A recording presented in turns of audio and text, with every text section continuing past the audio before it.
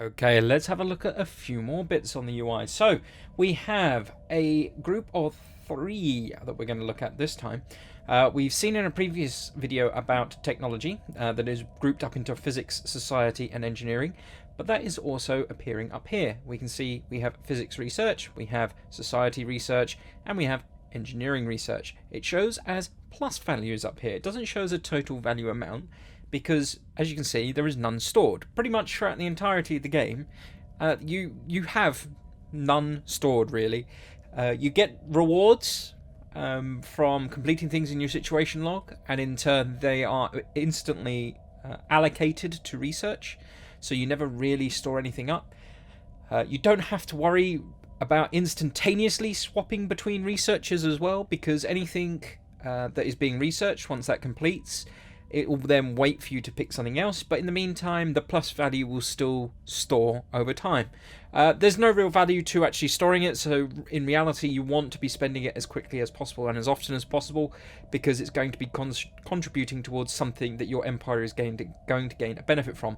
Now the value up here is, as you can see here, from effects is +5, and produced is 1092. Now how do you get these? They are a variety of different ways. You can see across the map there are a few systems that have, here we go, this is a good example.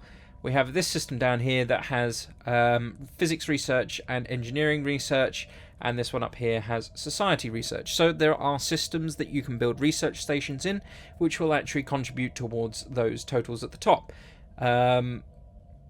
You can also research additional things as you're going on.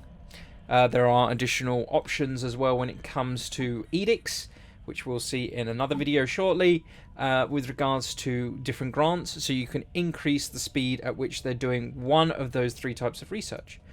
But for the most part, the bigger this value, the more research you're gaining, the faster you're gaining research, the faster you're able to develop new technologies. And that is the research section. Okay, next up is the Naval Capacity screen. As you can see here, we can effectively support a number of ships equal to the value of 1,667 units worth of naval capacity. Now you start off with a base of 10, and then from the populations that you have on planets and the number of spaceports, the number of habitats, as you can see there, it has increased my capacity over time. I also have several doctrines in place, which are things that I've researched. I have the ground fleet in also on there, which is a type of edict, which again we've seen in another video as well. Master shipwrights is another thing I have researched through my technology.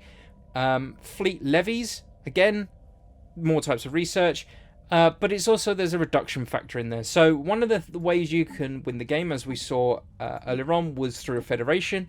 I am currently part of a federation, but in turn of being part of a federation, there is a negative effect on my naval capacity, and that is a negative effect of 20%. So I have to sacrifice some of my naval capacity to the federation.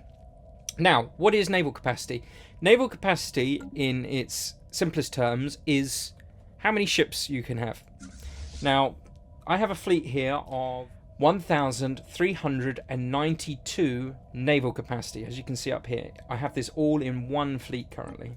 So if I go to this fleet, this is the fleet here. Nice little fleet. I'll zoom out so we don't get the thundering sound. That is comprised, however, of 172 battleships and one dreadnought. The dreadnought we'll ignore for now. I actually gained that through a mission in the game. There are bosses, which I'll go into in a later video. Once you kill the boss, you can do a research mission and reclaim the wreckage of that boss, essentially. But for the most part, that is 172 battleships. Now, those 172 battleships make up my naval capacity of 1,392. If you go to any spaceport that you've constructed, so if I go to my homeworld here, and you mouse over any of the types of ships, you can see here. So at the moment, these are all the ships once you have them unlocked. These are the ones that you can build. Battleships being the biggest and the ones that are most often produced. You can see there, ship size is 8 naval capacity, the third option down from the top.